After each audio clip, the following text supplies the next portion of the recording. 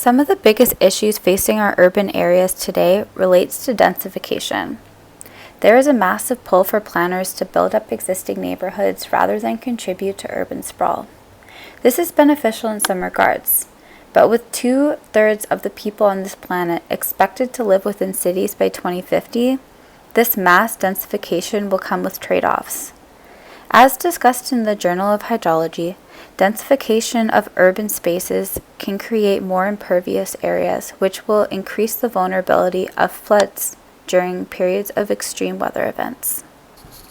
Typical gray infrastructure feels the weight of these periods of heavy precipitation. Flood mitigation is usually through a series of structural and non-structural measures, such as pipelines and storage tanks.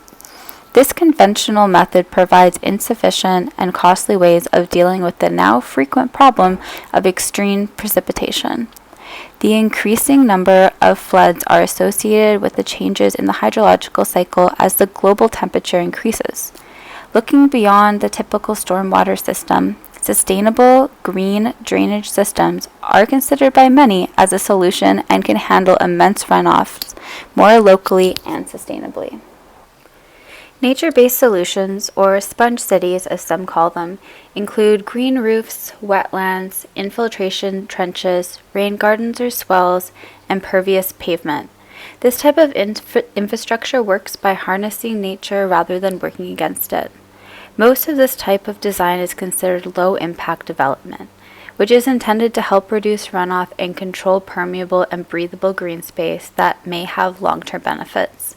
A combination of nature-based solutions and gray infrastructure measures have been advocated as the best option for stormwater management and urban flood mitigation.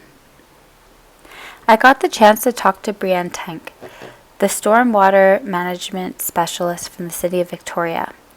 Brianne stated that the City of Victoria has started using rain gardens specifically for their treatment of stormwater.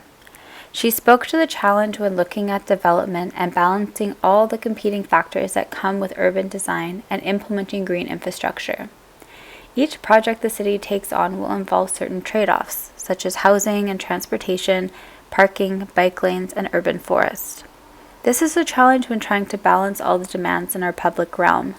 But green infrastructure approach can assist in the variety of different treatment options or typologies that can apply based on the site's consideration.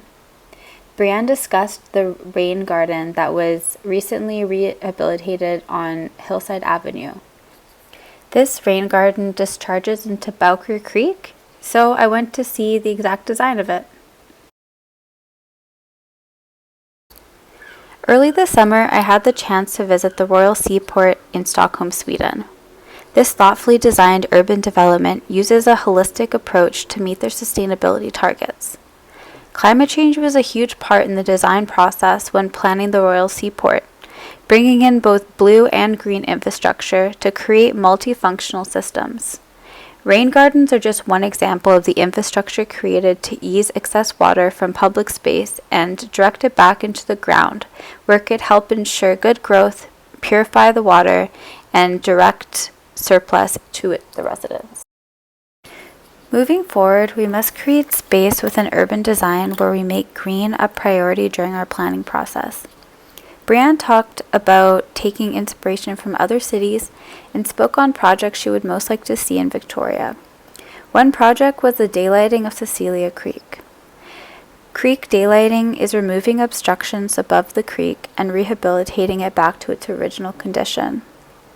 She stated the project was approved because it was cheaper to daylight the creek rather than replace the pipe, but I would say a win is a win. Reintroducing original natural creek streams, ravines, pretty much anything that has been reduced or eliminated due to construction has overall beneficial impacts. Looking into the future, we know that with climate change, we can realistically expect more intense storms to enter urban areas. Times are changing and we must adapt to this new world, while understanding how the natural system would act during these events.